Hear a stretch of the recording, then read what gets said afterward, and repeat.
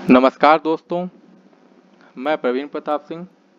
आज मैं आप लोगों को भारत शासन अधिनियम 1919, भारत शासन अधिनियम 1935 और भारतीय स्वतंत्रता अधिनियम 1947 के बारे में बताऊंगा। ठीक है, तो सबसे पहले हम लोग भारत शासन अधिनियम 1919 के बारे में पढ़ेंगे।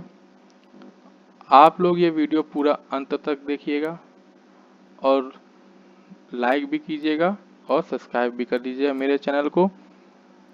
तो सबसे पहले हम लोग भारत शासन अधिनियम 1919 के बारे में पढ़ेंगे। जैसा कि 20 अगस्त 1917 को ब्रिटिश सरकार ने पहली बार घोषित किया कि उसका उद्देश्य भारत में क्रमिक रूप से उत्तरदायी सरकार की स्थापना करना था और 1919 अधिनियम भारत शासन अधिनियम बनाया गया और 1921 में इसको लागू किया गया। इस कानून को मॉन्टेग चेम्सफोर्ड सुधार भी कहा जाता है। मॉन्टेग जो थे वो भारत के राज सचिव थे, जबकि चेम्सफोर्ड जो थे वो भारत के वायसराय थे। अब इस अधिनियम की विशेषता क्या है वो पॉइंट बाय पॉइंट 1 2 3 4 5 6 मतलब मेंशन कर दी गई हैं। इंग्लिश वाले तो स्लाइड से ही मतलब देख सकते हैं और हिंदी वाले मैं जो बताऊंगा पॉइंट बाय पॉइंट वैसे ही नोट कर दीजिएगा, जिससे आप लोग को दोबारा पढ़ने में आसानी होगी।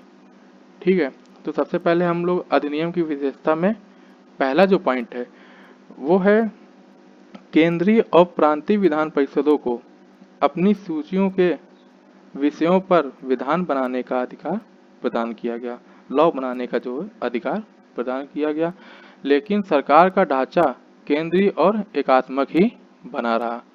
ठीक है, दूसरे पॉइंट में कहा गया है कि इस अधिनियम के तहत प्रांतीय विषयों को पुनः दो भागों में बांट दिया गया। दो भाग कौन से थे? एक ट्रांसफर सब्जेक्ट और रिजर्व सब्जेक्ट, मतलब हस्तांतरित विषयों और आरक्षित विषयों में बांट दिया गया। ट्रांसफर सब्जेक्ट मतलब हस्तांतरित विषयों पर गवर्नर का ही शासन होता था और इस कार्य में वह उन मंत्रियों की सहायता लेता था जो विधान परिषद के प्रति उत्तरदायी थे। और दूसरी ओर रिजर्व सब्जेक्ट मतलब आरक्षित विषय पर गवर्नर कार्यपालिका परिषद की सहायता से शासन करता था जो विधान परिषद के प्रति उत्तरदायी नहीं थी। ठीक है, अब तीसरा पॉइंट जो है, इस शासन के तहत इस अधिनियम में ये जो शासन जो द्वारा जो व्यवस्था की गई थी इसी को ही द्वैध शासन व्यवस्था कहा गया। हालांकि ये व्यवस्था काफी हद तक असफल रही। ठीक है, अब चौथे पॉइंट में पहली बार देश में द्विसदनी व्यवस्था और प्रत्यक्ष निर्वाचन की व्यवस्था प्रारंभ की गई। द्विसदनी व्यवस्था मतलब राज्यसभा और लोकसभा का गठन हुआ इस व्यवस्था में और प्रत्यक्ष निर्वाचन की व्यवस्था पहली बार इसी अधिनियम के तहत ही की गई थी। अब हम लोग पांचवा पॉइंट के अनुसार वायसराय की कार्य परिषद के 6 सदस्यों में से मतलब एग्जीक्यूटिव काउंसिल में 6 सदस्यों में से 3 सदस्य जो होने चाहिए वो भारतीय होने चाहिए, आवश्यक था 3 सदस्य जो भारतीय होने चाहिए, कमांडर इन चीफ को छोड़कर। ठीक है, अब हम लोग 6 पॉइंट देखते हैं। 6 पॉइंट में कहा गया है कि एक लोक सेवा आयोग का गठन किया गया और 1926 में सिविल सेवकों की भर्ती के लिए केंद्रीय लोक सेवा आयोग का गठन किया गया। अब हम लोग नेक्स्ट पॉइंट देखते हैं 7 पॉइंट में कहा गया है कि इस कानून ने संपत्ति, कर और शिक्षा के आधार पर सीमित संख्या में लोगों को मताधिकार प्रदान किया है। ठीक है, अब 8 पॉइंट में क्या कहा गया है वो देखते हैं। इसने सांप्रदायिक आधार पर सिखों, भारतीय ईसाइयों, एंग्लो इंडियन और यूरोपियों के लिए निर्वाचन के सिद्धांत में एक्सटेंडेड विस्तार कर दिया। ठीक है, इस कानून के तहत। अब 9वें पॉइंट में कहा गया है इसने पहली बार केंद्रीय बजट को राज्यों के बजट से अलग कर दिया और राज्य विधानसभाओं को अपना बजट स्वयं बनाने के लिए अधिकृत कर दिया गया, जिसके अंतर्गत एक वैधानिक आयोग का गठन किया गया, जिसका कार्य 10 वर्षों बाद जांच करने के बाद अपनी रिपोर्ट प्रस्तुत करना था। इसके अंतर्गत एक वैधानिक आयोग का गठन किया गया, जिसका कार्य 10 वर्ष बाद जांच करने के बाद अपनी रिपोर्ट प्रस्तुत करना था, जिस आयोग का नाम था साइमन कमीशन, जो ब्रिटिश सरकार ने नवंबर 1927 में यानी निर्धारित समय से 2 वर्ष पूर्व ही गठित कर दिया। ठीक है।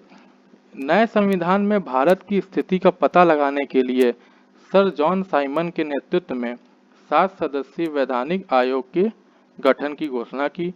आयोग के सभी सदस्य ब्रिटिश थे, इसलिए सभी दलों ने इसका बहिष्कार किया। आयोग ने 1930 में अपनी रिपोर्ट पेश की तथा द्वैध शासन प्रणाली, राज्यों में सरकारों का विस्तार, ब्रिटिश भारत के संघ की स्थापना एवं सांप्रदायिक निर्वाचन व्यवस्था को जारी रखने की आदि की सिफारिशें की। इस आयोग ने किस किस चीज की सिफारिश की थी? द्वैध शासन प्रणाली, राज्यों में सरकार का विस्तार, ब्रिटिश भारत के संघ की स्थापना एवं सांप्रदायिक निर्वाचन व्यवस्था को जारी रखने आदि की सिफारिशें की। आयोग के प्रस्ताव पर विचार करने के लिए ब्रिटिश सरकार ने ब्रिटिश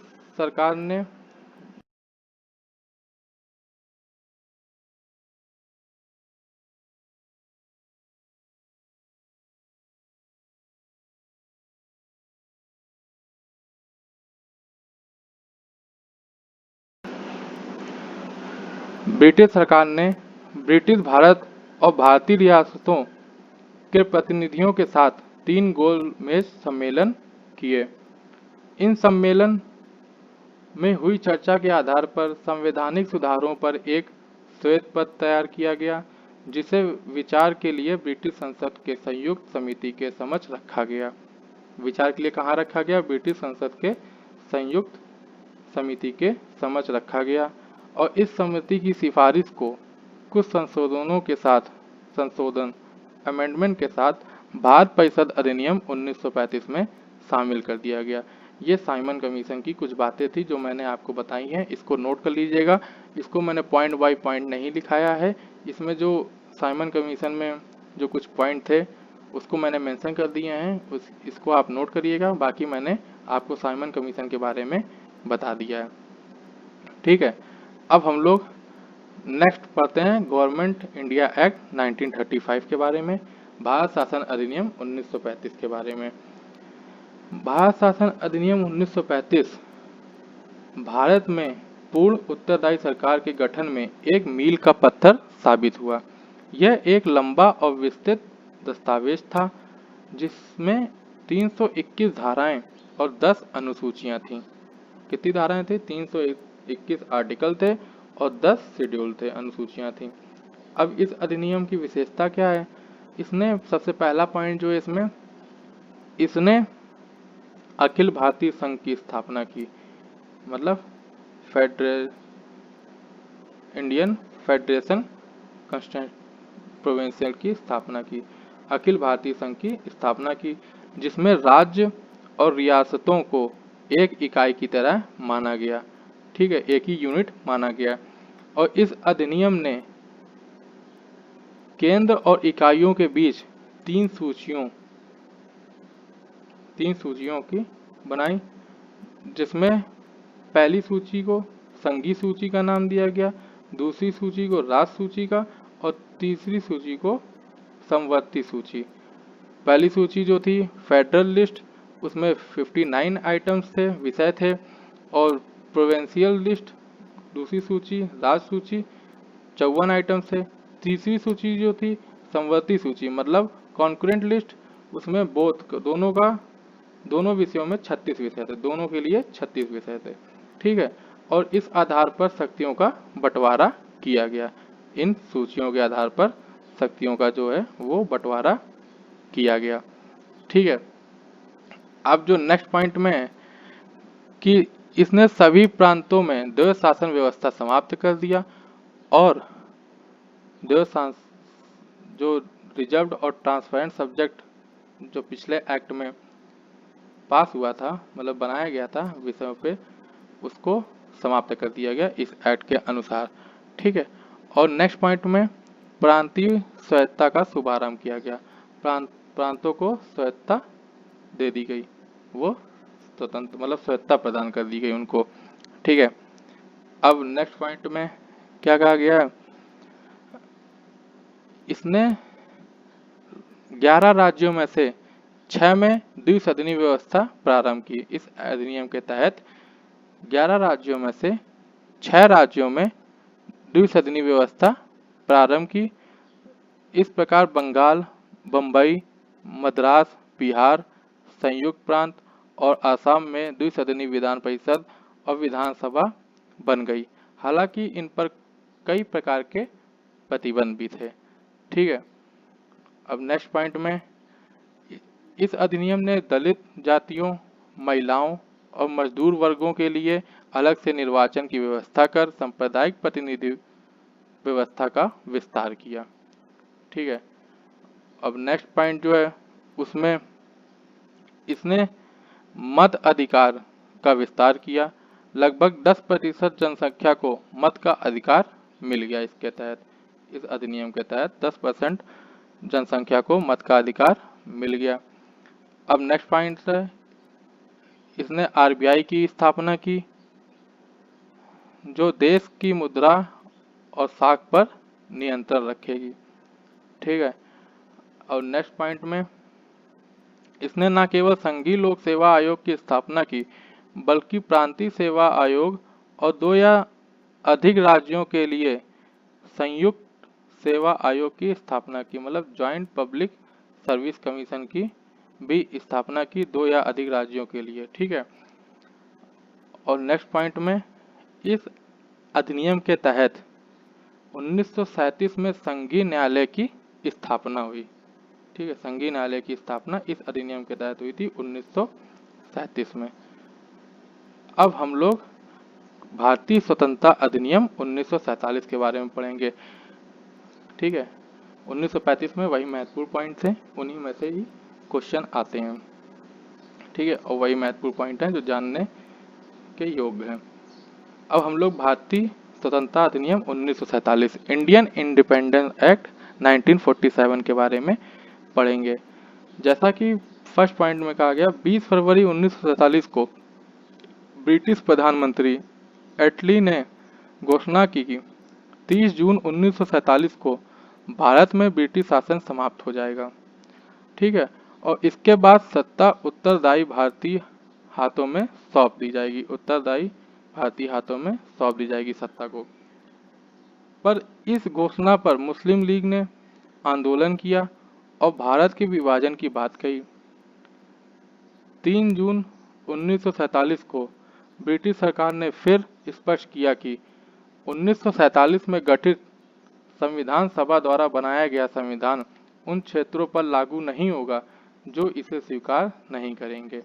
और उसी दिन ही 3 जून 1947 को वायसराय लॉर्ड माउंटबेटन ने विभाजन की योजना पेश की, जिसे माउंटबेटन योजना कहा गया।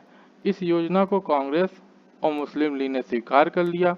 इस प्रकार भारतीय स्वतंत्रता अधिनियम 1947 बनकर उसे लागू कर दिया गया। इस प्रकार भारतीय स्वतंत्रता अधिनियम 1947 बनाकर उसे लागू कर दिया गया। ठीक है। विभाजन का योजना माउंटबेटन योजना के अंतर्गत ही है। ठीक है। उसका नाम माउंटबेटन योजना है, जिसके तहत इंडिया और पाकिस्तान विभाजन की प्लान बनाया गया था। ठीक। अब इस अधिनियम की विशेषता क्या है, तो सबसे पहला पॉइंट है जो इसने भारत में ब्रिटिश राज समाप्त कर 15 अगस्त 1947 को स्वतंत्र और संप्रभु राष्ट्र घोषित कर दिया। दूसरा पॉइंट, इसने भारत का विभाजन कर 2 स्वतंत्र डोमिनियन संप्रभु राष्ट्र भारत और पाकिस्तान का सर्जन किया, जिन्हें ब्रिटिश राष्ट्रमंडल से अलग होने की स्वतंत्रता थी। ठीक है। और तीसरा पॉइंट है इसने वायसराय का पद समाप्त कर दिया और उसके स्थान पर दोनों डोमिनियन राज्यों में गवर्नर जनरल पद का सर्जन किया। ठीक। नेक्स्ट पॉइंट, इस अधिनियम के तहत 15 अगस्त 1947 के बाद ब्रिटिश संसद में पारित हुआ कोई भी अधिनियम दोनों डोमेनियन पर तब तक लागू नहीं होगा जब तक कि दोनों डोमेनियन इस कानून को मानने के लिए कानून नहीं बना लेंगे। ठीक है, इस एक्ट में ये कहा गया था इस पॉइंट में। अब नेक्स्ट पॉइंट है कि इस कानून ने ब्रिटेन में भारत सचिव का पद समाप्त कर दिया। इसकी सभी शक्तियां राष्ट्रमंडल मामलों के राज्य सचिव को ट्रांसफर कर दी गई। राष्ट्रमंडल मामलों के राज्य सचिव को ट्रांसफर कर दी गई थी। ठीक है, नेक्स्ट पॉइंट में इसने 15 अगस्त 1947 से भारतीय रियासतों पर ब्रिटिश संप्रभुता की समाप्ति की घोषणा की। इसके साथ ही आदिवासी क्षेत्र समझौता संबंधों पर भी ब्रिटिश हस्तक्षेप समाप्त हो गया। ठीक है, इस अधिनियम के तहत ही। और नेक्स्ट पॉइंट है it granted freedom to the Indian princely state either to join the dominion of Indian or dominion of Pakistan or to remain independent। मतलब नेक्स्ट पॉइंट में क्या कहा गया है, इसने भारतीय रियासतों को ये स्वतंत्रता दी कि वे चाहे तो भारत डोमेनियन या पाकिस्तान डोमेनियन के साथ मिल सकती हैं या स्वतंत्र भी रह सकती हैं। ठीक है, अब नेक्स्ट पॉइंट में क्या कहा गया है, इस अधिनियम ने नया संविधान बनने तक प्रत्येक डोमेनियन में शासन संचालित करने एवं भारत शासन अधिनियम 1935 के तहत उनकी प्रांतीय सभाओं में सरकार चलाने की व्यवस्था की। हालांकि दोनों डोमेनियन राज्यों को इस कानून में सुधार करने का अधिकार प्राप्त था। ठीक है, इस कानून में सुधार करने का अधिकार प्राप्त था दोनों डोमेनियन को। नेक्स्ट पॉइंट में कहा गया है कि इसने भारत के राज्य सचिव द्वारा सिविल सेवा में नियुक्ति करने और पदों में आरक्षण करने की प्रणाली समाप्त कर दी और 15 अगस्त 1947 से पूर्व के सिविल सेवा कर्मचारियों को वही सुविधा मिलती रही जो उन्हें पहले से प्राप्त थी। मतलब 15 अगस्त 1947 से जो पूर्व सिविल सेवा कर्मचारी थे उनको वही सुविधा मिलती रहेगी जो उन्हें पहले से प्राप्त थी। ठीक है, इस अधिनियम के तहत।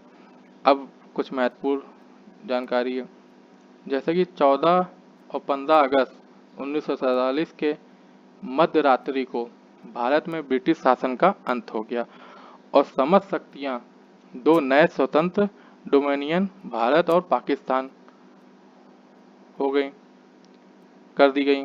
लॉर्ड माउंटबेटन नए डोमेनियन भारत के प्रथम गवर्नर जनरल बने।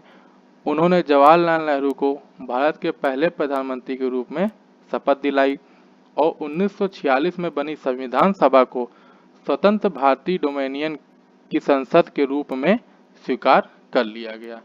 ठीक है, इस एक्ट के तहत। तो ये भारत शासन अधिनियम भी समाप्त हो गया है।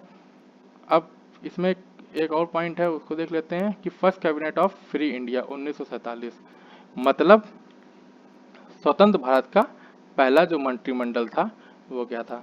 तो फर्स्ट कैबिनेट और पोर्टफोलियो हेड, मतलब जो विभाग धारित जो विभाग थे और सदस्य को थे कौन कौन। तो जवाहरलाल नेहरू जो प्राइम मिनिस्टर थे और एक्सटर्नल अफेयर और कॉमनवेल्थ विभाग भी उन्हीं के अंडर था। सरदार वल्लभ भाई पटेल होम इंफॉर्मेशन और ब्रॉडकास्टिंग स्टेट विभाग उनके अंडर था। डॉक्टर राजेंद्र प्रसाद के अंदर फूड और एग्रीकल्चर विभाग था। मौलाना अब्दुल कलाम आज़ाद के अंतर्गत एजुकेशन विभाग था। डॉक्टर जॉन मैथई के अंतर्गत रेलवे ट्रांसपोर्ट था। आर.के. सुब्रमण्यम चटर्जी के अंतर्गत फाइनेंस विभाग था। Doctor B R. अम्बेडकर के अंतर्गत लॉ विभाग था। जगजीवन राम के अंतर्गत श्रम विभाग लेबर विभाग था। सरदार बलदेव सिंह के अंतर्गत डिफेंस विभाग था। राजकुमारी अमृत के अंतर्गत हेल्थ विभाग था। सी.एच. भाभा के अंतर्गत कॉमर्स विभाग था। रफ़ी अहमद किदवई के अंतर्गत कम्युनिकेशन विभाग था। डॉक्टर श्यामा प्रसाद मुखर्जी के अंतर्गत इंडस्ट्रियल सप्लाई थी का विभाग था। वी.एन. गर्चिल के अंतर्गत वर्क माइंस और पावर का विभाग था। ठीक है, ये कैबिनेट पहला मंत्रिमंडल था। इधर सदस्य के नाम है और उनके अंतर्गत कौन कौन से विभाग थे उनके नाम है। ठीक है, अब हम लोग मैप के माध्यम से समझते हैं कि इंडिया और पाकिस्तान विभाजन में ये लाइन जो है इधर से ये विभाजित हुआ था। ये वेस्ट पाकिस्तान और ये ईस्ट पाकिस्तान और ये इंडिया है। ठीक है, 1947 15 अगस्त के बाद ऐसे ही दो पार्टों में ये डिवाइड हो गया था, वो मैप द्वारा दर्शाया गया इधर। ठीक है, अब ये टॉपिक तो यहाँ हिस्टोरिकल बैकग्राउंड का ये लास्ट टॉपिक था, भारत स्वतंत्रता अधिनियम 1947। अब इसके बाद हम लोग, ये चैप्टर तो समाप्त हो गया। अब इसके बाद हम लोग चैप्टर सेकंड पढ़ेंगे, संविधान का निर्माण, मेकिंग ऑफ द कॉन्स्टिट्यूशन। ठीक है, तो नेक्स्ट वीडियो में हम लोग मेकिंग ऑफ कॉन्स्टिट्यूशन पढ़ेंगे, संविधान के निर्माण के बारे में पढ़ेंगे।